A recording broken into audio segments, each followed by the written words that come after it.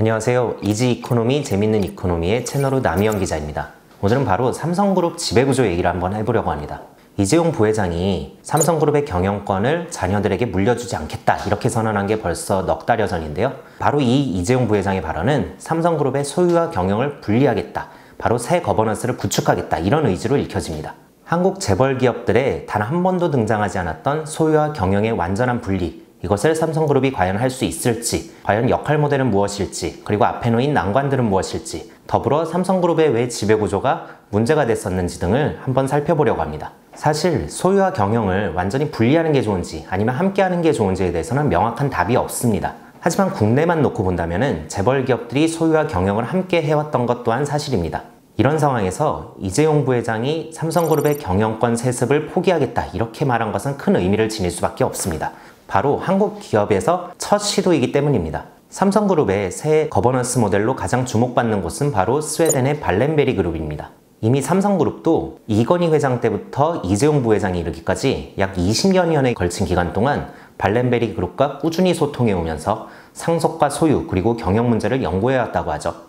발렌베리 그룹은 5대째 횟수만 160여 년 동안 가족 경영을 이어오고 있는 스웨덴의 재벌 그룹입니다. 스웨덴 GDP의 20-30%를 차지하고 있는데요. 발렌베리 그룹 산하에는 여러분들이 잘 아시는 통신장비 업체인 에릭슨, 제약회사인 아스트라제네카, 방산기업인 사브, 가전기업인 일렉트로닉스 등 100여 개의 기업이 있다고 합니다. 통상 이런 기업을 가진 그룹이라면 재벌가들이 각각 하나의 계열사를 맡는 게 타당해 보이기도 하잖아요. 하지만 발렌베리 그룹의 가장 큰 특징은 오너 일가가 산하 기업의 경영에 많이 관여하지 않는 것을 특징으로 합니다. 현재도 발렌베리 가문의 5세대들이 경영을 하고 있는데요. 이 가운데 3명만이 그룹 경영에 참여하고 있습니다. 발렌베리 그룹의 지배구조를 살펴보면요. 최상단에는 발렌베리 재단이라는 공익재단이 위치하고 있고요. 그 아래에는 인베스터와 팜이라는 중간 지주사를 두고 기업을 거느리고 있습니다. 더 정확히 살펴보면요. 인베스터 아래에는 에릭슨, 아스트로제네카 등 여러 상장사가 있고요. 팜 밑에는 여러 비상장사들이 있습니다.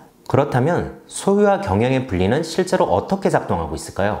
여기서 잠깐, 실제로 기업 경영에 참여하지 않는다고 해서 그러면 우리는 소유만 하고 경영에는 일체 관여하지 않는다, 전문 경영인들에게 전적으로 맡겨두고 우리는 그냥 두고만 본다, 이렇게 오해하시면 절대 안 됩니다. 발렌베리 그룹에서 얘기하는 소유와 경영의 분리 문제는요, 어떤 오너 일가가 자신들의 이익을 극대화하기 위해서 그룹의 경영에 개입할 근거가 전혀 없다, 이것이 바로 핵심입니다. 그룹 산하의 경영에 절대 참여하지 않겠다, 이것이 아니에요. 더 쉽게 얘기하면요, 국내 여러 재벌 기업들의 오너 일가의 가장 큰 문제가 바로 상속이잖아요. 바로 이 상속을 어떻게 하느냐 라는 문제를 두고 고민하다가 결국 국내 재벌 기업들은 그럼 내가 그룹 경영에 참여하자, 그래서 나의 이익을 극대화할 수 있는 방법을 찾자, 이런 게 바로 문제가 됐어요. 이 과정에서 일감 몰아주기, 그 다음에 내부 거래 비중이 늘어나는 등 여러 문제가 발생했죠. 하지만 발렌베리 그룹에는 이런 행위를 할 근거가 전혀 없습니다. 그룹이 소유한 기업들이 잘 되면 물론 좋겠죠. 하지만 이것이 잘 된다고 해서 발렌베리 가문이 잘 된다, 이것은 조금 달라요. 왜냐하면 발렌베리 재단이 소유하고 있을 뿐 실제로 오너 일가 개인들이 주식을 가지고 있기 때문이 아닙니다. 이런 시스템이다 보니까 발렌베리 가문은 오로지 기업이 성장할 수 있는 토대를 마련하는 데 집중할 수 있는 시스템을 구축해놨다고 할 수 있습니다. 지배력을 강화하기 위해, 즉 소유하기 위해서 경영에 개입하는 일이 절대 없게 하려는 것, 이것들이 발렌베리 그룹에서 얘기하는 소유와 경영의 분리 문제입니다. 그렇다면 발렌베리 가문은 실제로 어떻게 기업들을 관리하고 있을까요? 발렌베리 그룹은 철저하게 이사회를 통해서 기업의 경영에 관여하고 있습니다. 하지만 이 이사회가 한국이랑은 조금 달라요. 한국에서는 대표이사가 이사회 의장을 겸직한다, 또는 오너 일가가 이사회 의장을 맡는다, 이런 식으로 해서 사실상 이사회가 어떤 경영진 또는 오너 일가의 거주기에 불과한 경우가 많은데요. 발렌베리 그룹에서는 이런 일이 절대 없습니다. 발렌베리 가문은 통상 한 기업에 전문적인 식견을 가진 이사를 1명에서 3명 정도 파견하고 있습니다. 이들은 기업의 현안에 대해서 심도 깊은 분석과 비즈니스에 대한 높은 이해를 바탕으로 하고 있습니다.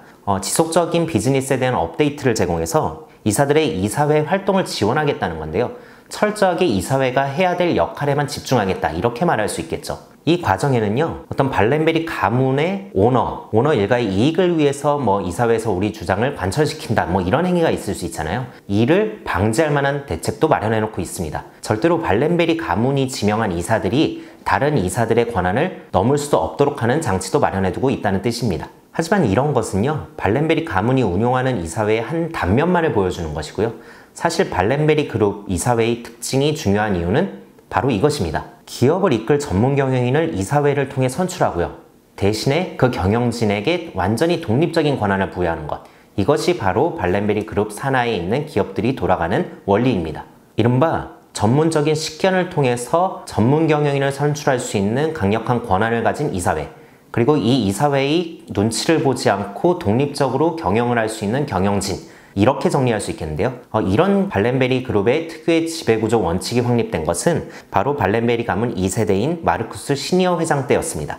그는 다양한 기업의 이사회에 참여하면서요, 이사회와 경영진을 분리하는 것, 이것이 이사회를 통해 지명한 CEO를 지켜보고 적절하게 통제하는 확실하고 실용적인 해법, 이것을 체득했다고 합니다. 그가 어떤 말을 했었냐면요, 유능한 CEO가 역전시킬 수 없을 정도로 상황이 심각한 회사는 없으며 무능한 CEO가 파괴할 수 없을 정도로 우량한 기업도 없다. 선장이 우선, 그 다음이 배. 이런 말을 했는데요, 이는 현재까지도 기업 경영과 관련해 자주 인용되는 말입니다. 실제로 지금도 발렌베리 가문은 누구를 어떤 자리에 앉혀야지 기업이 가장 잘 될지를 두고 결국 전문 경영인을 선출하는 데 가장 많은 공을 들인다고 합니다. 각 기업 이사회에 사람을 파견하면서 기업 관계자들과 꾸준히 소통하는 것도 공을 들이고 있습니다. 그렇다면 다시 원점으로 돌아와서 과연 삼성그룹의 역할 모델로 주목받는 발렌베리 가문과 같은 지배구조를 삼성그룹이 만들 수 있을지, 이 여력이 있는지 등을 살펴봐야 될 것 같은데요. 결론적으로 얘기하자면 삼성그룹이 이런 지배구조를 마련하기까지 남은 시간이 그렇게 많지 않습니다.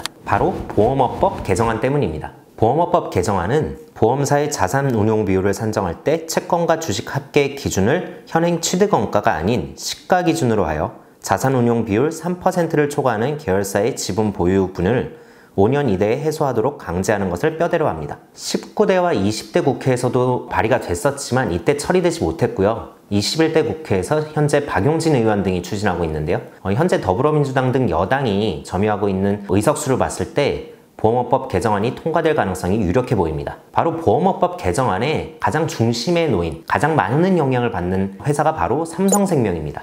현재 삼성생명이 삼성전자의 지분을 8.5% 정도 가지고 있는데요. 이 보험업법 개정안이 통과된다면 삼성생명은 보유하고 있는 삼성전자 지분을 대부분 처분해야 됩니다. 이게 거의 30조가량이에요. 문제는 이 삼성전자 지분을 판다고 해서 이것을 받아줄 수 있는 삼성그룹의 계열사가 현재까지는 없어 보인다는 점입니다. 삼성그룹에서 사실상 현재 지주회사 역할을 하고 있는 삼성물산이 보유하고 있는 삼성바이오로직스의 회사 지분을 팔아서 이 돈을 가지고 삼성전자 지분을 매입할 거다, 또는 두 주식을 교환할 거다, 이런 다양한 시나리오들이 제시되고 있는데요. 이렇게 되면 삼성물산이 강제로 지주회사로 전환되는 문제가 있기 때문에 쉽지 않아 보입니다. 문제는 또 하나 있습니다. 이재용 부회장은 삼성그룹의 소유와 경영을 정확히 분리하겠다고 했어요. 하지만 현재 시장에서 거론되고 있는 다양한 시나리오들은요, 이재용 부회장 또는 삼성그룹 오너 일가가 어떻게 삼성전자 지배력을 유지할 것인지에 초점이 맞춰져 있어요. 만약 소유와 경영을 분리하겠다라고 하면 이러한 시나리오들이 모두 의미가 없어집니다. 마지막 문제는요, 보험업법 개정안이 통과되면 삼성그룹에게 주어지는 시간이 최장 7년밖에 되지 않는다는 점입니다. 7년 안에 삼성그룹이 재단 운영 방식을 택할 것인지, 그리고 재단의 소유와 경영 문제는 어떻게 할 것인지, 어떤 거버넌스를 어떻게 실무적으로 운영할 것인지 등을 논의하기에는 이 7년이라는 시간이 그렇게 넉넉하지 않아 보입니다. 하지만 어떻게든 답을 찾아야 하는 것이 현실입니다. 가만히 있기에는 이재용 부회장도 삼성그룹에게도 주어진 시간이 많지 않아요. 근데 그 해답은 어디 있냐면요, 이재용 부회장의 발언 안에 있습니다. 바로 여러 번 말씀드리지만 소유와 경영을 완전히 분리하는 지배구조를 만들면 된다, 이것입니다. 실제로 과거부터 현재까지 삼성그룹, 그리고 이건희 회장, 이재용 부회장에게 여러 비판이 쏟아지는 이유는 바로 이런 지분 승계, 소유와 경영을 같이 하겠다라는 문제에서 시작됐던 것이거든요. 그 대표적인 사례가 바로 편법 증여부터 시작됐습니다. 이재용 부회장은요, 아버지인 이건희 회장으로부터 1995년에 61억 원을 증여받아요. 이 돈이 바로 승계의 자금줄이 되는데요. 이재용 부회장은 이 돈으로 삼성 에버랜드의 전환사채를 헐값에 사들입니다.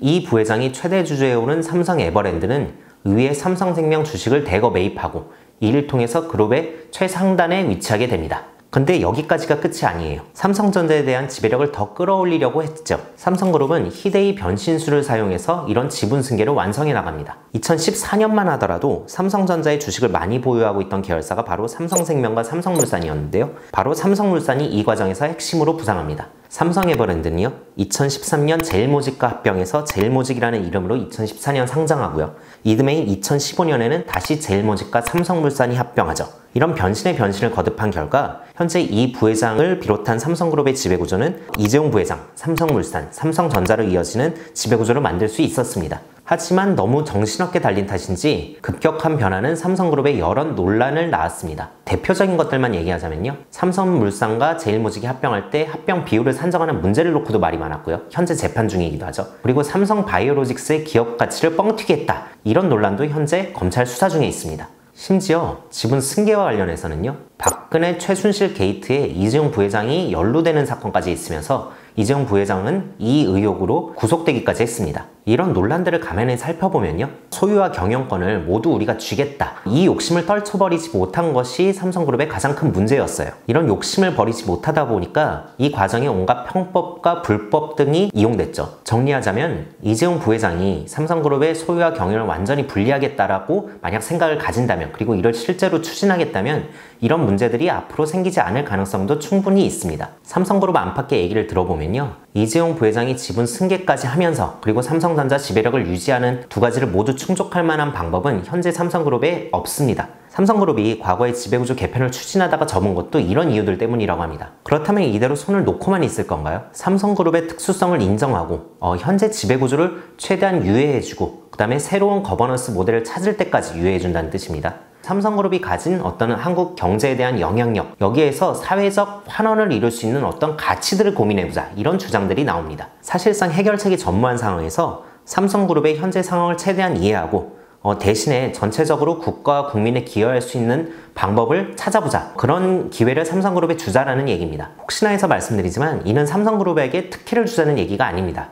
다만 지배구조를 보는 관점을 조금 다르게 해보자는 얘기예요. 진보경제학계의 가장 대표적인 주자로 잘 알려진 장하준 케임브리지대 경제학과 교수는 예전부터 이런 주장을 해왔습니다. 장 교수는 기업의 지배구조를 생각할 때 당위성보다는 실용적인 입장을 취하고 있습니다. 가족 지배구조나 순환출자 등을 완전히 그른 것이다, 이렇게 볼 필요가 없다는 것이죠. 옳은 것과 그른 것의 관점이 아니라 한국 경제의 좋은지 나쁜지의 관점으로 접근해야지 이것의 해결의 실마리를 찾을 수 있다, 이런 주장입니다. 장 교수는 2014년에 국내 여러 언론들과 인터뷰하면서요, 삼성그룹이 이렇게 클 수 있었던 배경에는 장기 투자가 가능한 특유의 지배구조가 있었다라고 주장했습니다. 오너일가가 지분을 적게 들고 있어도 이것들이 순환출자로 얽혀 있다 보니 모두 오너일가의 지배를 받게 되고 이를 통해서 장기적인 안목으로 투자가 가능했다는 것이죠. 단지 오너일가가 지분 5%를 가진 전문 경영인, 그러니까 그냥 소액 주주에 불과했다면요, 이런 장기적인 투자가 불가능했다는 얘기입니다. 그냥 전문 경영인들에게 기업을 맡겨놨다면 5년 뒤, 10년 뒤, 20년 뒤를 내다볼 수 있는 기업 경영이 이루어지지 않았겠죠.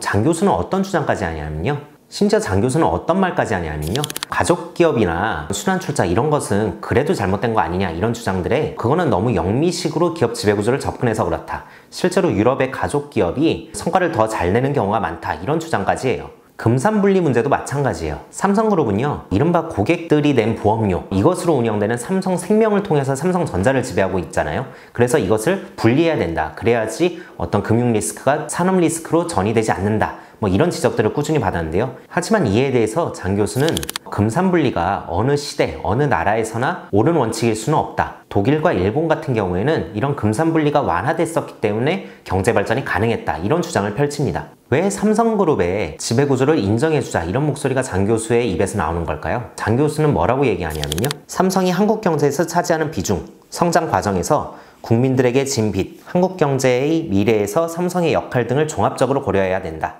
만약 삼성이 앞으로도 대규모 장기 투자를 계속하는 것이 국민 경제에 필요하다면 그 구조를 보장해주는 것이 더 민주적일 수 있다, 이렇게 얘기합니다. 필요하다면 삼성법이라도 만들어서 삼성그룹이 가져가는 이익을 국민들에게 나눠줄 수 있는 방안을 고민하자고도 얘기합니다. 장 교수가 이렇게 얘기하는 삼성그룹을 위한 법률적 틀을 만들어주자, 이런 해법은 과연 어디에서 찾을 수 있을까요? 바로 맨 처음에 말씀드렸던 발렌베리 그룹에 있습니다. 발렌베리 그룹의 소유와 경영의 분리 문제, 이런 것들은 모두 발렌베리 가문 스스로의 노력으로 얻어진 것이 아니에요. 바로 스웨덴 정부, 그리고 발렌베리 가문을 비롯한 기업 재벌들, 그리고 노동자들이 치열한 논의 끝에 만들어진 사회적 대타협의 산물입니다.